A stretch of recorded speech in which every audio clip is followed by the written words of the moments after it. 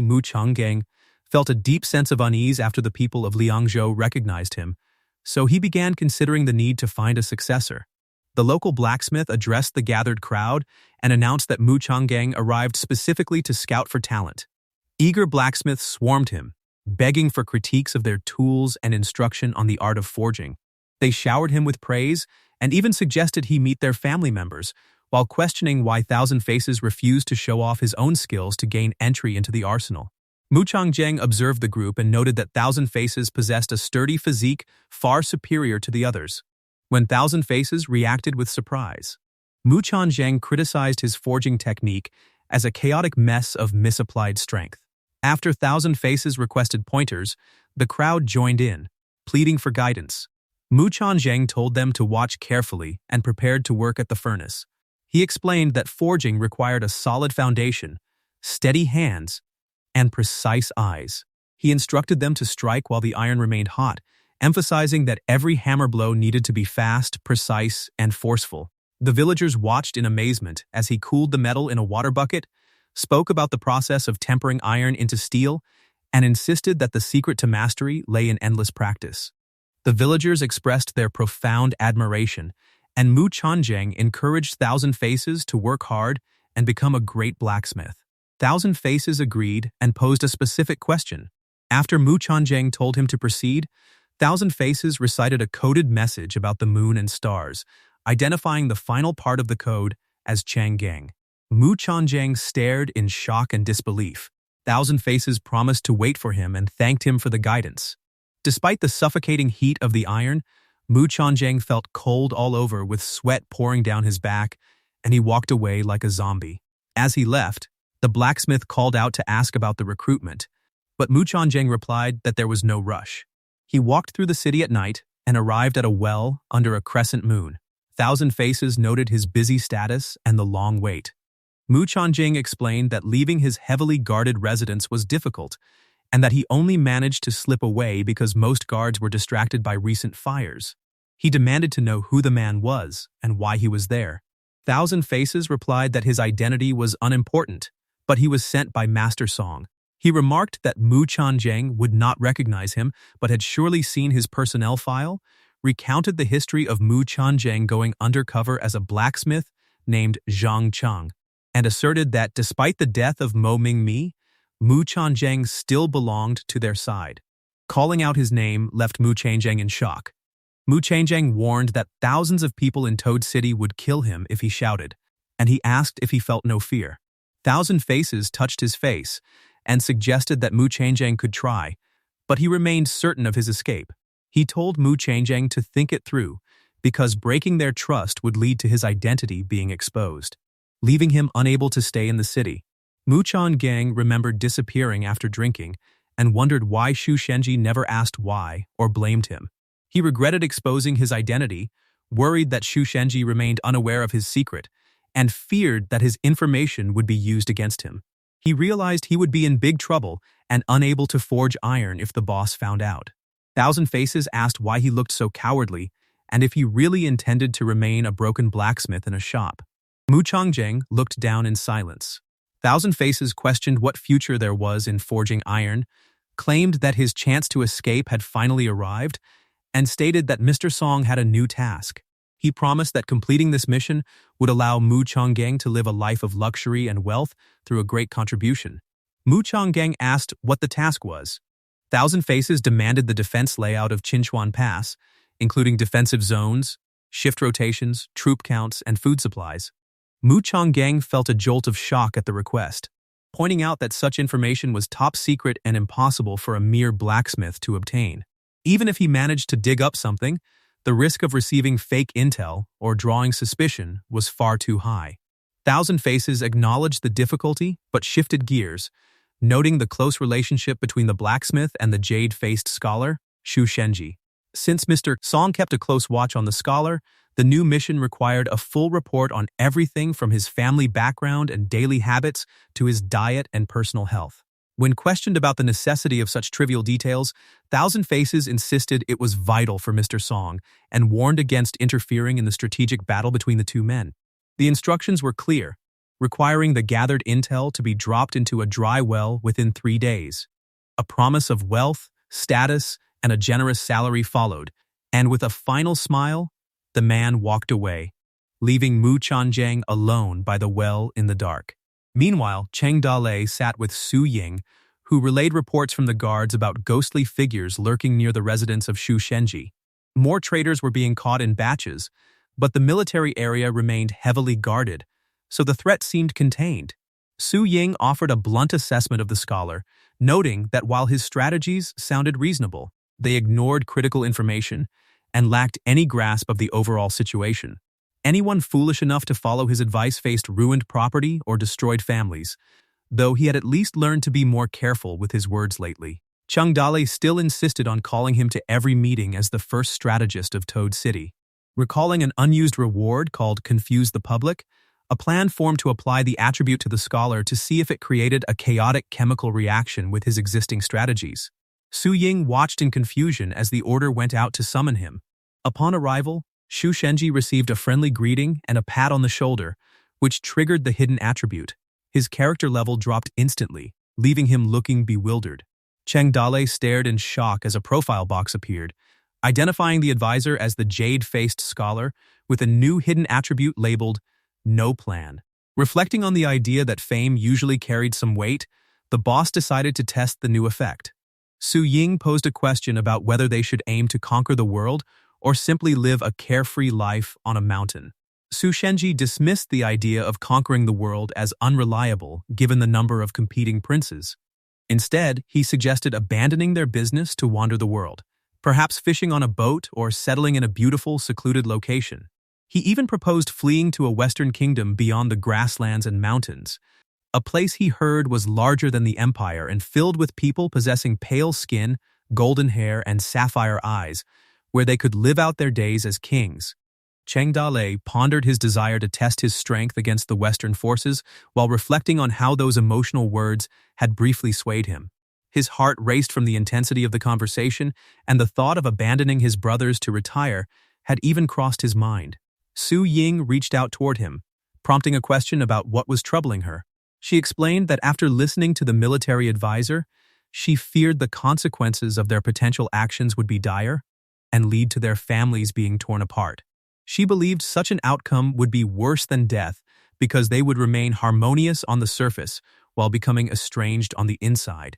Even immortals would abandon them, and she found that prospect more terrifying than death itself. Cheng Dalei comforted her and promised that they would never walk down that path. Shu Shenji stood silently in the background with a look of surprise, so Cheng Dalei grabbed him by the shoulder. He realized that even he and Su Ying had been influenced by the advisor and wondered if he had inadvertently created a monster.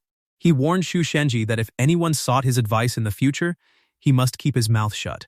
When the advisor asked what the big boss meant, Cheng Dalei explained that no one could compare to him in terms of wit and calculation.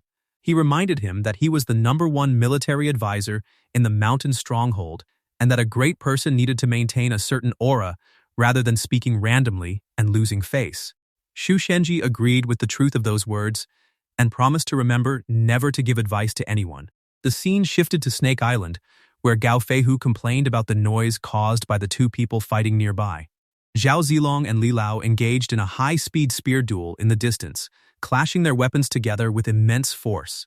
Li Lao called out to Zhao Zilong while executing a powerful technique, expressing her desire to see the results of his practice over the last few days. Zhao Zilong invited her to come at him, and the two warriors clashed their spears together in a mid-air strike. Gao Feibao marveled at their skill. But Gao Feihu grumbled that the nest he had worked hard to build was being disturbed by their fight.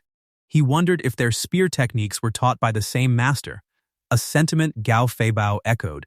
Zhao Zilong felt honored to accept his senior sister's concession. Li Lao called him a rascal and noted his great progress, declaring that he could be considered a spearmaster of his generation from that day forward. She asked what he intended to name his self-created technique.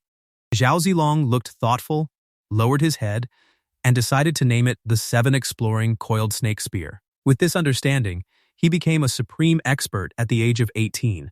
Meanwhile, Zhang Fei sat on a rock formation overlooking a body of water while holding a long spear. Gao Feibao asked how his enlightenment was going. Zhang Fei claimed it was going well and that he had been enlightened for a long time, but he admitted that he was starting to get heat rash.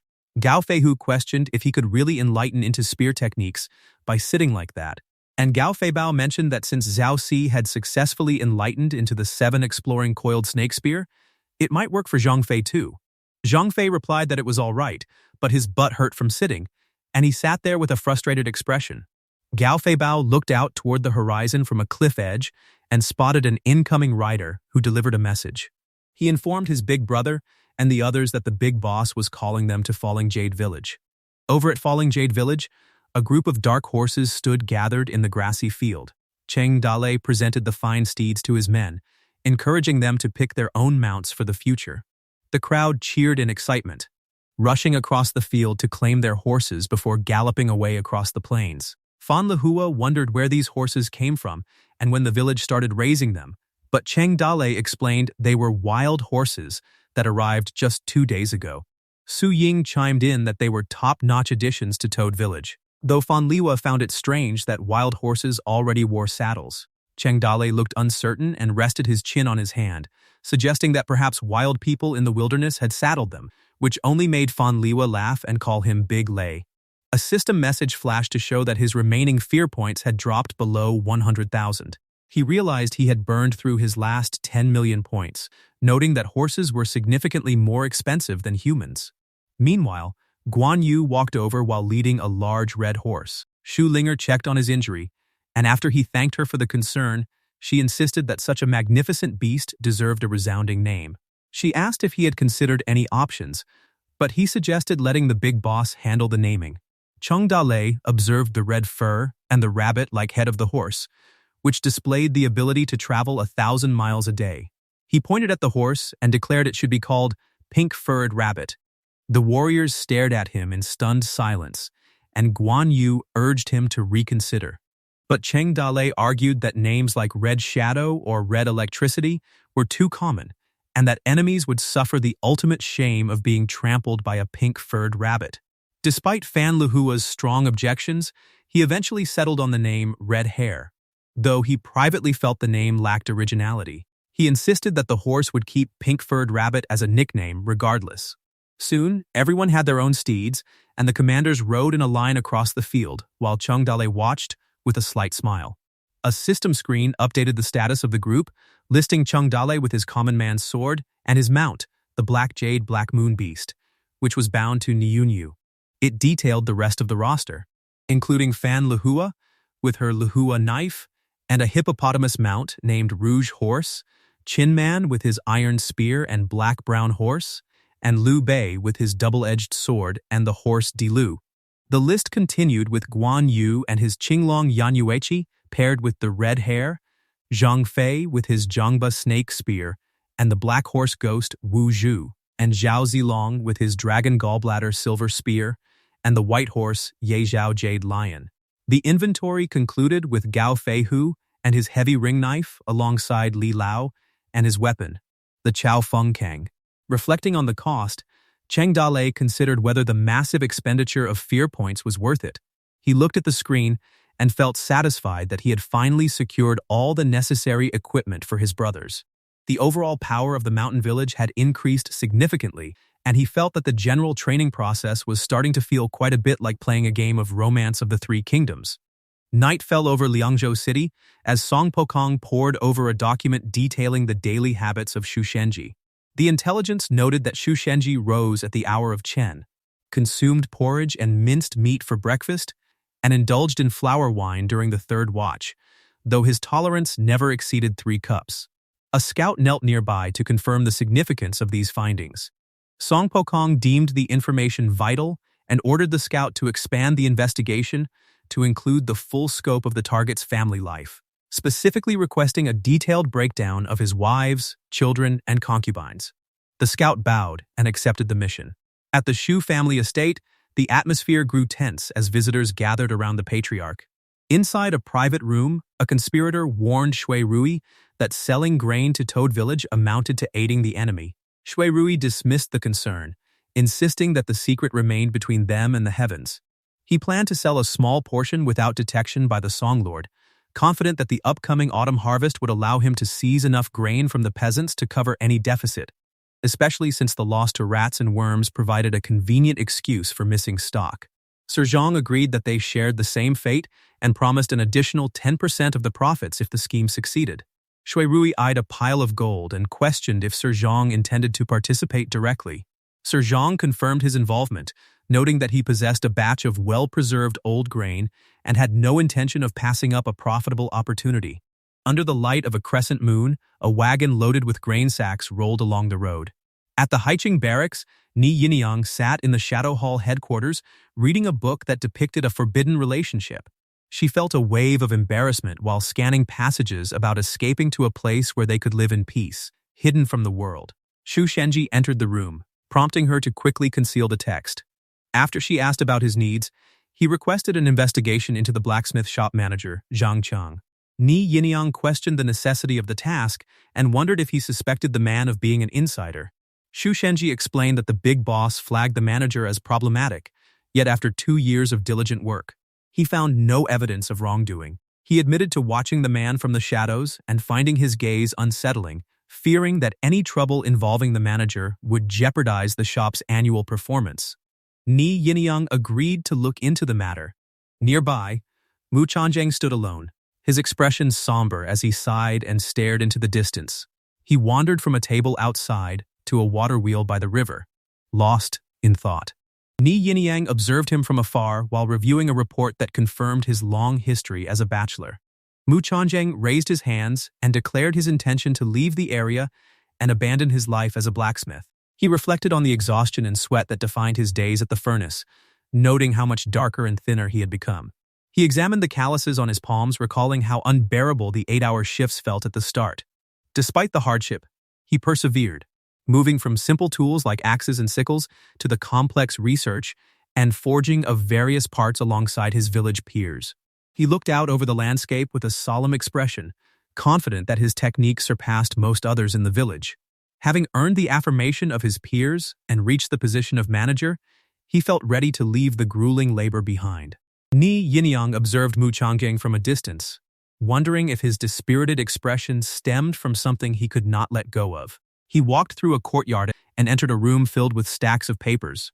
The prospect of taking those documents to Liangzhou City in exchange for endless wealth and glory weighed on him, but his gaze lingered on a drawing of a blade, resting on a table. He questioned whether he would still be able to beat iron if he left. Yet the threat of his identity being exposed if he refused to cooperate loomed over him, promising an end to his life as a blacksmith. The letters HORSE stood out on a document, and he looked off into the distance with a troubled expression, his hands itching at the sight of the blueprints while he stood alone among the forge equipment. When the workers in the courtyard announced the end of the workday and headed out together, they called out to him, urging him to stop for the night. He told them to go ahead because he still had work to finish. A bright light emanated from inside the forge as his silhouette appeared, striking an anvil with a hammer, hidden in the bushes. Ni Yinyang watched the forge and decided the man was truly made of iron. Several days later, under the light of a crescent moon, she watched from a tree as he walked through a dark forest. He met with Thousand Faces and confirmed his arrival.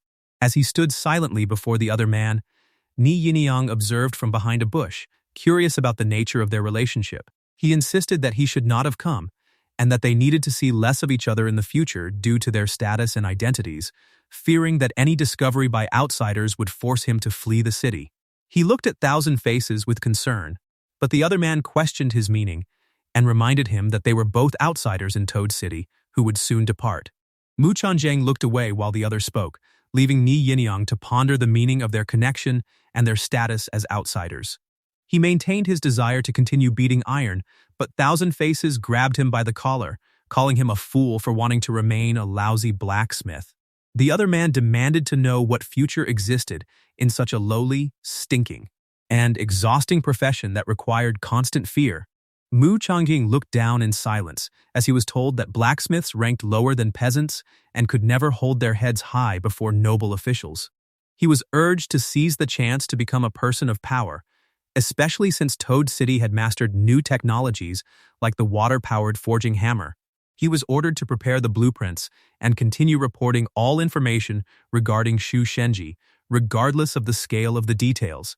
Ni Yinying wondered if they were whispering about Xu Shenji and what kind of upper-class person he was, or if he was another target. Unable to hear the specifics, she told herself to think carefully. Thousand Faces warned him to behave and cooperate to ensure nothing happened, threatening that otherwise he would make sure the man had nowhere left to stay. Watching the interaction, Ni Yinyong concluded that one wanted to leave while the other wanted to stay, labeling it an unbearable love story before she leaped away to report to the strategist. Later, Mu Changjing sat alone in front of a furnace, looking down with a weary expression. A worker approached to ask if he was all right or if he had been too busy, and he replied simply that he had been. The workers noted that he had been working day and night to forge armor and manage the shop, clearly pushing himself too hard. After walking through the courtyard and approaching a small house, he looked sideways with a grim expression. He stood in front of a mirror and stared intensely at his own reflection, struck by how haggard his once handsome face had become. Despair filled his gaze as he realized things could not continue this way. He called for a bath and a change of clothes, then stepped outside to order the kitchen to prepare food and wine for a meeting with Xu Shenji, deciding that he needed the strategist's opinion. Xu Shenji arrived at the gate and received a warm welcome from Mu Changjing, who invited him inside for drinks and conversation. The strategist felt surprised by the invitation, having previously suspected the man of being a traitor. He reasoned that the big boss would have eliminated a true traitor rather than granting him such a high position, so he concluded that Mu Changjing was an irreplaceable blacksmith who simply needed guidance back to the right path. After inquiring about the new clothes, he listened as the blacksmith explained that he had felt too decadent and wanted to set a better example for his subordinates. The strategist urged him to relax and stop being so stiff, noting that he had become a big shot in Toad City and should consider settling down with a wife. Mu Changjing drank deeply and remarked that a man like him would only leave a girl a widow, privately realizing that he had been a marked man ever since he saw Thousand Faces. He felt like a disposable dog in their path, destined to be kicked aside once his usefulness ended. Xu Shenji looked concerned, sensing the man was too fragile for marriage, and offered to help hide his secret for a while, warning that the truth would inevitably surface. The blacksmith dropped his drink in shock, suddenly realizing the strategist had known his true identity all along. He recalled being watched at his residence and felt foolish for ever thinking he could hide anything from such extraordinary wisdom. The conversation shifted to a drunken encounter from 2 years prior, where the advisor had carried him home. Xu Shenji laughed off the memory, claiming that love was often troubled by indifference, and encouraged him to keep drinking. They raised their bowls together in the quiet building, though the mood remained heavy. Later, the strategist walked out alone, preferring solitude while Cheng Dalei left him without protection to avoid any potential loose-lipped incidents. As the alcohol wore off, Xu Shenji reflected on the scoundrel with thick brows and big eyes, suddenly recalling the man apologizing for what happened 2 years ago. A look of extreme shock crossed his face as he panicked, wondering if that man had truly been the one involved. Meanwhile, a crowd gathered at the granary gate. Cheng Dalei inquired about the advisor, wondering if he had fallen ill. Huang Sanyuan explained that Liu Bei had reported a mysterious heart ailment, leading the doctor to prescribe rest and strict isolation. Cheng Dalei considered the situation, noting that the advisor had been acting increasingly bizarre lately. He decided it was safer for the man to stay home than to concoct any more dangerous schemes, so he ordered everyone to spread the word that the advisor was in seclusion for deep cultivation and must not be disturbed. Huang Sanyuan agreed, and the leader turned his attention to the grain situation.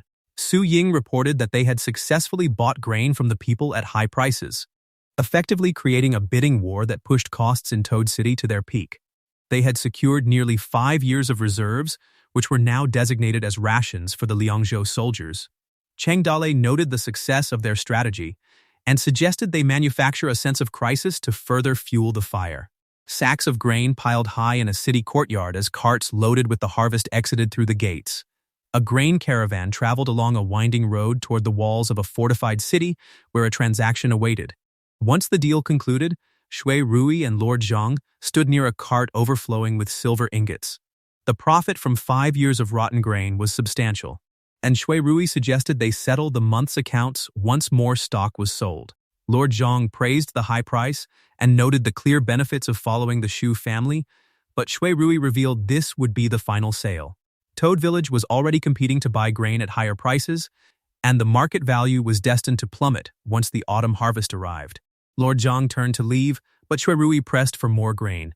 The general argued that no profit remained after the autumn harvest and insisted the army's supplies were strictly for survival, warning that Lord Song would hold them accountable if he investigated the records. Shui Rui stood by a cart in a thoughtful pose and suggested the scheme held great potential. Since the soldiers guarded the gates and their own people kept the accounts, the amount of grain that arrived safely was entirely up to them. Any losses from waste or bandits could be easily masked before the harvest. Lord Zhang worried about hiding the scheme from Lord Song, but Shui Rui proposed secretly transporting grain to Shuofang City to sell before the harvest, claiming they would make a fortune once southern grain arrived to cover the deficit. Greed took hold of Lord Zhang, who laughed and suggested they could simply steal more grain if supplies ran low, noting their future depended on careful planning. Shui Rui asked for help with the gates in exchange for an extra 10% of the profit, offered to personally lead the delivery teams, and requested a list of officials in Shuofang City to establish connections. They were in the same boat and could not afford to miss the opportunity. The secret discussion continued, with both men agreeing the matter remained known only to heaven and themselves. Elsewhere, carts moved along high stone walls and through camps filled with tents. While capital was eager to move for a 1% profit, people would pursue 5% with fervor and risk breaking the law for 10%. For a threefold profit, men would even risk beheading. A massive pile of gold ingots shone brightly as Su Ying held a scale, balancing a grain sack against the gold while gambling on the corrupt officials and entering the realm of transcendence at the age of 21. In Liangzhou City, several officials gathered around a long table in a meeting hall. Song Pokang reported that Shu Shenji had no wife or concubine, though he had a daughter named Shu Linger who lived in Luoyu village. Every spring festival, he traveled to the village to bring her back for the new year, and he spent his time drinking and frequenting brothels like an unrestrained old rascal. When asked how much more he could uncover about the man's background and whether his skills were genuine, Song Pokang reflected on how Cheng Dalei had been poor in martial arts at birth, yet fought first-class masters after only a few years. He questioned the origin of those skills and considered the gunpowder, chili peppers, heavy rain, and constant rumbling on Snake Island, concluding that Shu Shenji was the primary suspect for those strange events. Another official noted that while Shu Shenji often appeared drunk as a skunk, he remained tight-lipped and revealed nothing useful. Song Pokang remarked that a man who maintained control while intoxicated could not truly be a drunkard.